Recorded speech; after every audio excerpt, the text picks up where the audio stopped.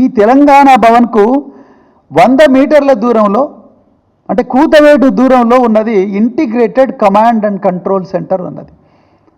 అందులో ముఖ్యమంత్రి గారికి ఒక ఛాంబర్ ఉన్నది.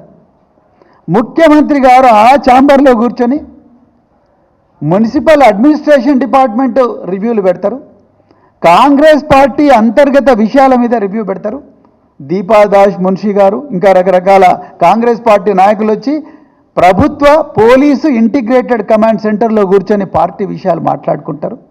హైదరాబాద్ సెంట్రల్ యూనివర్సిటీ భూముల కబ్జాల గురించి, దానికి విడుదల చేయాల్సిన జీవోల గురించి, విద్యార్థులను అరెస్టు చేయాల్సిన విషయాల గురించి, ఆ భూమిని ఎట్లా 400 ఎకరాలు ఎట్లా కబ్జా చేయాలనే దాని మీద ఇంటిగ్రేటెడ్ పోలీస్ కమాండ్ సెంటర్ దాంట్లో మీటింగ్ పెడతారు. కానీ మహిళల రక్షణ గురించి ముఖ్యమంత్రి గారు మీటింగులు పెట్టిన దాఖలాలు లేవు. ఉంటే గౌరవ ముఖ్యమంత్రి గారిని మేము బీఆర్ఎస్ పార్టీ తరఫున కోరుతున్నాం, బయట పెట్టండి రికార్డ్స్.